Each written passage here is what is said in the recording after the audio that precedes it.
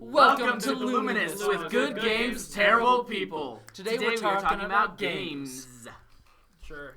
Okay, so I'm Shadow. I'm Mordred. Lunacy. Nether. And so, first topic of the day. Let's talk about some underachieved games that we've recently played that we think other people should come and play. So we'll start with Nether. A game Shadow recently bought and he's got me back into was Fantasy Life. That one's pretty fun. It's just an open world RPG where you run around and kill things, gather materials, craft things. Well, okay, obviously we're going to get there eventually. I thought we should all introduce our game and then explain our game. Mm-hmm. Nerd. And then we'll go platform. I haven't played. This is Lunacy, by the way. Yeah. This is Lunacy. I personally haven't played any Fantasy Life, and personally, games I think are a bit, well, not necessarily underrated, but not well noticed. Is Dynasty Warriors. Yeah, Dynasty Warriors, Fantasy Life. I'm Shadow, by the way. Dynasty Warriors and Fantasy Life, I love them. I just do. The game I'm going to bring to the table, and I'll probably get a lot of crap about it, but me personally, I really enjoyed the Halo games. Like, Not underrated. like people just say crap. More recent games are, I guess, they don't have a good track record recently. Yeah, I feel like when you look at games like Call of Duty, any first-person shooter, they're considered overrated and underrated, but at the same time, they sell more than probably 20 million copies each. I mean, Black Ops 3 has, I think, just passed 15 million a couple weeks ago. The problem with Call of Duty is that they make good shooters, but they make the same good shooter every year. Anyway, back to me. Recently for Christmas, I've gotten Halo 4. I've really enjoyed it so far, and the storyline, you wouldn't believe, it's really good. Most games, it's sort of hard nowadays to find a game that has a really good story, because most games are just, just go do stuff and no story, and it's sandbox. And one game that we're never gonna talk about after I say this on this show, we're never gonna talk about it again. Minecraft. There, we're done. Okay. Never say it again. Back to. I have nothing. Tell us who you are. Oh, I'm Mordred. Give us anything. Like, name an underrated game you haven't, not in recent years, but that you just played. All right, so while we're on the topic of Christmas, for me, I got $70 worth of GameStop gift cards. I bought PSN money, and I bought Dynasty Warriors 8 Empires, and while it took 3 hours to download. You totally took the mic away from Mordred. All right, I'll finish that later.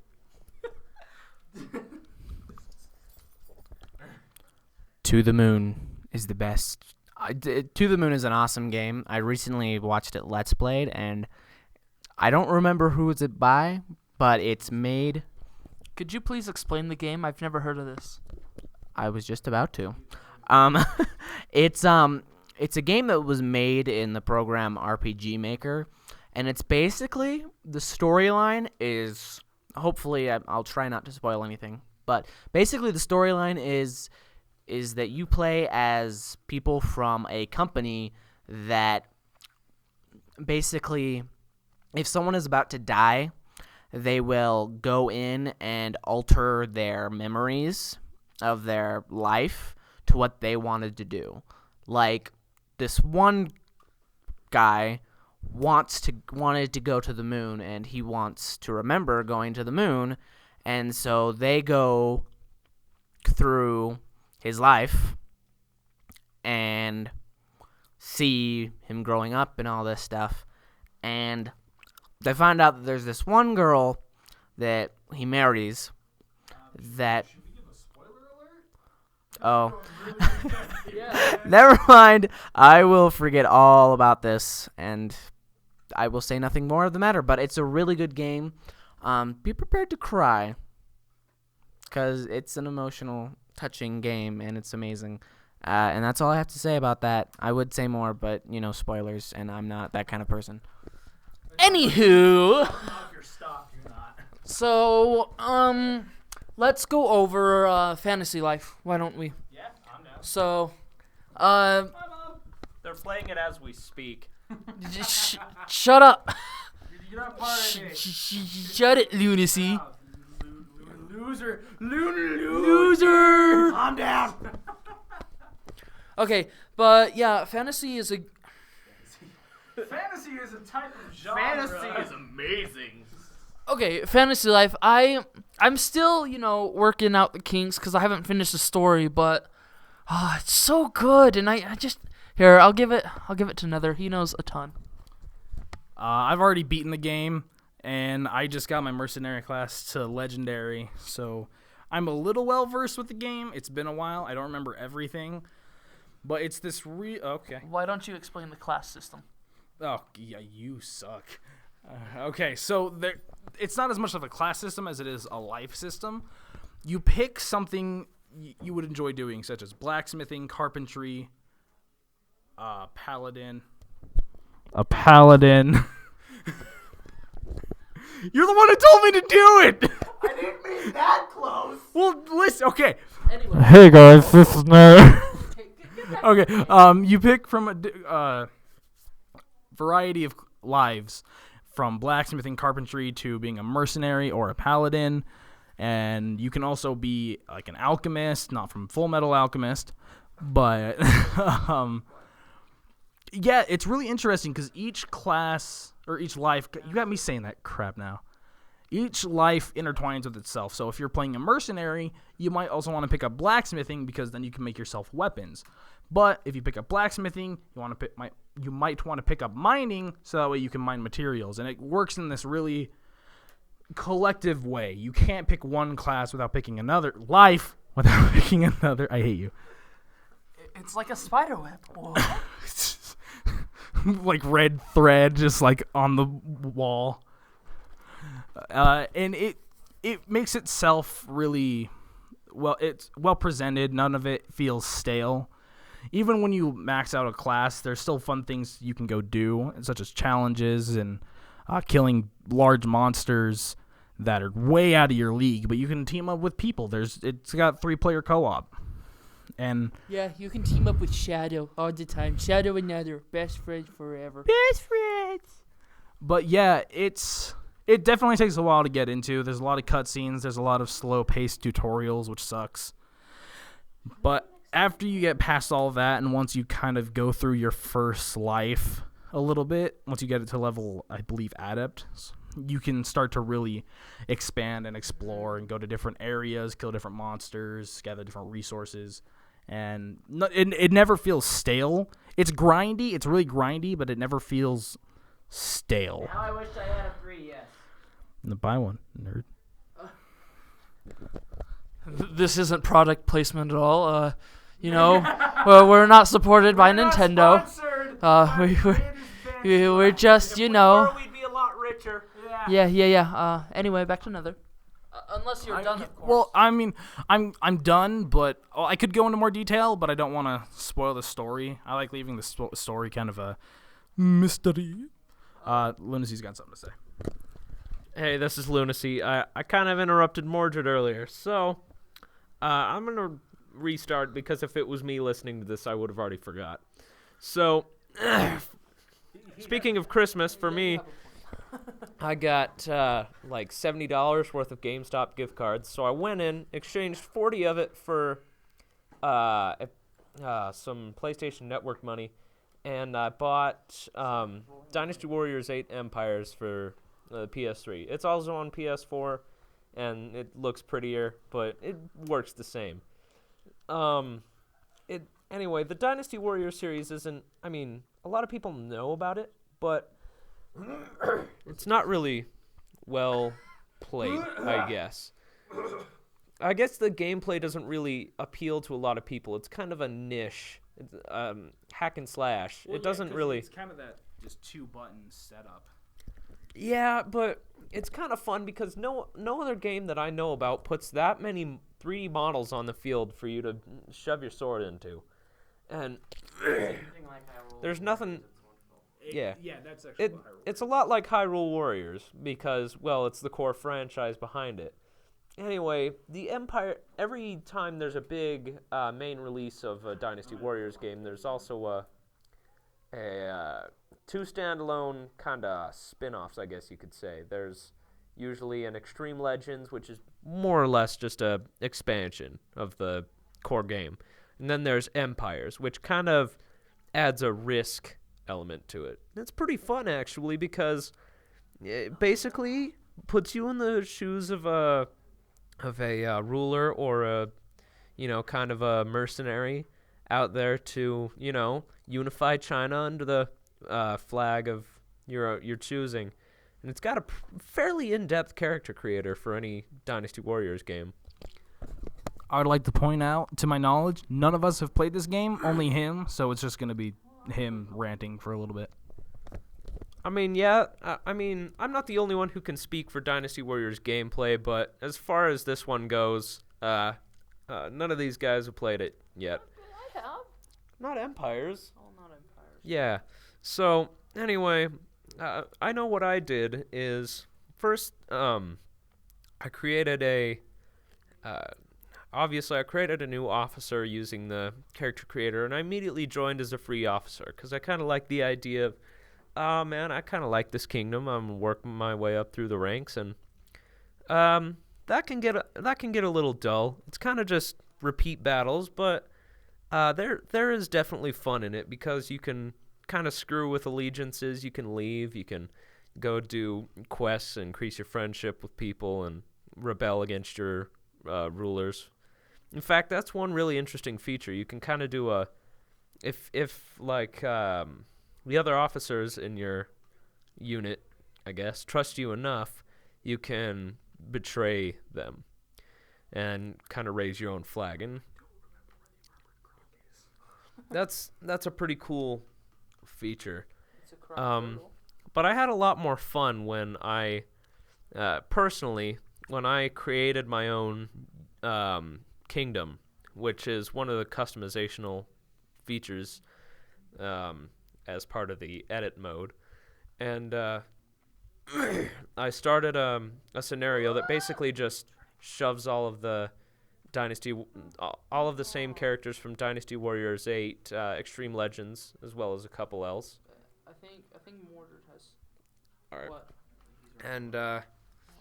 And shoves them all on the same battlefield. And I'll get to more on that later, but I'm going to pass the mic to Mordred. Hi. We love you. I don't know why he was giving this to me, but I was never mind. Yeah. I may not have played Dynasty Warriors, but I have played Hyrule Warriors, which is kind of the same thing. It's just a spin-off of that. I know that, but never mind. We'll not listen to Ash for a second.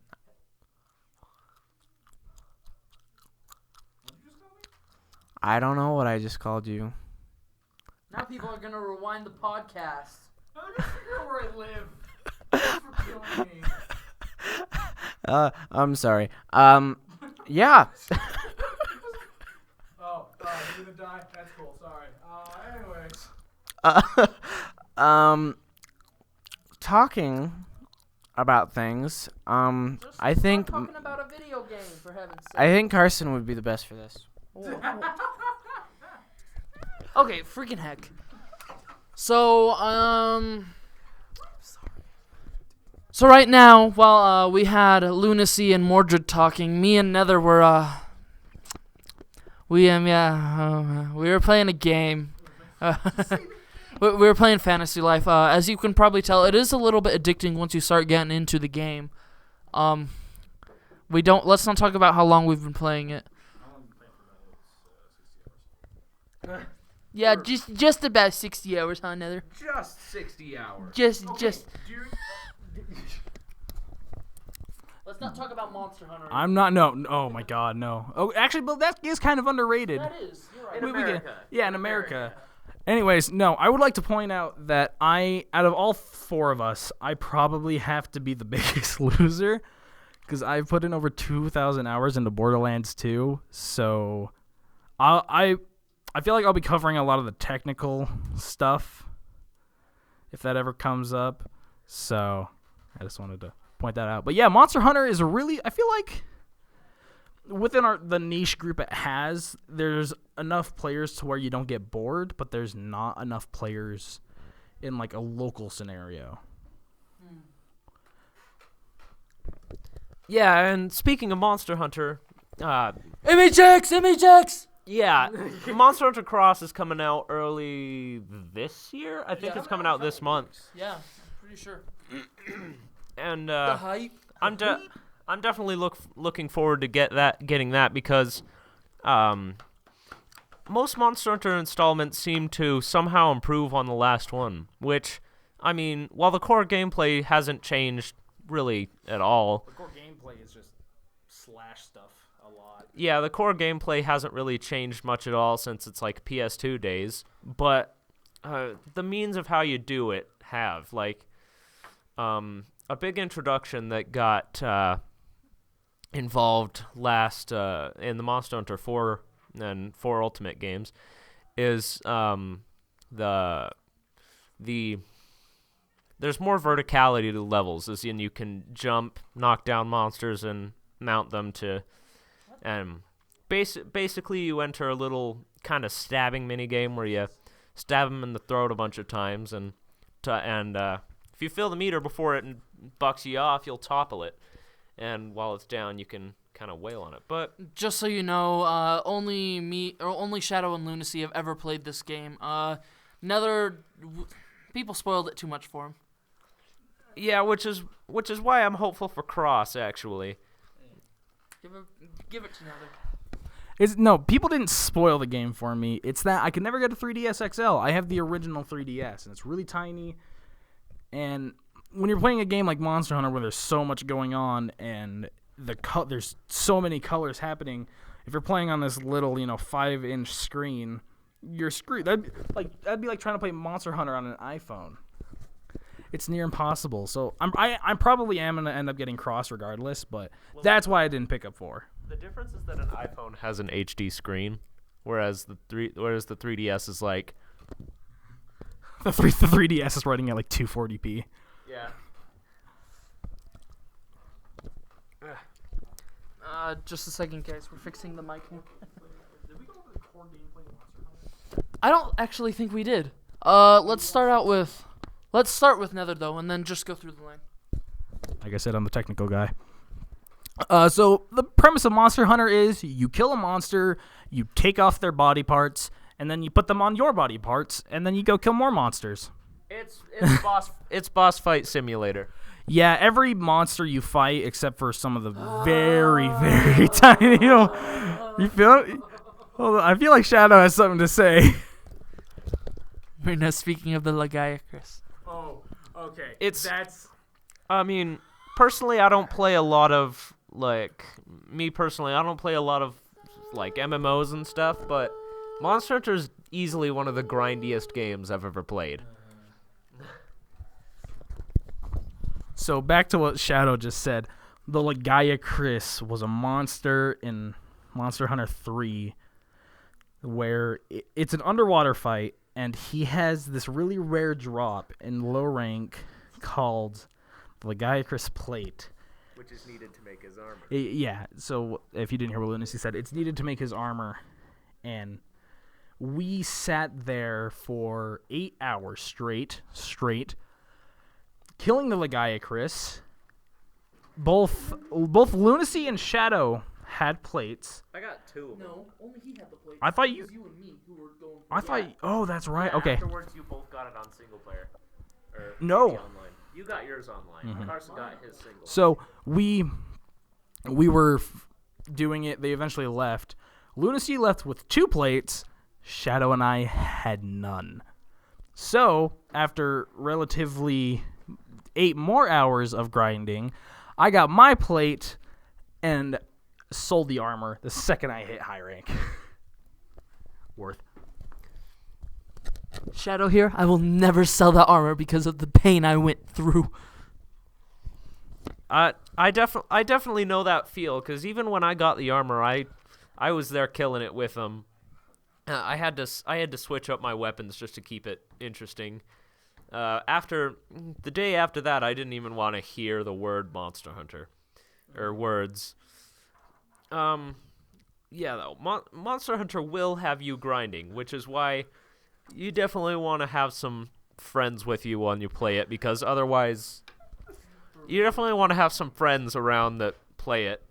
Well, you can grind in single player just as well as online. Having friends around makes it bearable for the first maybe 6 hours.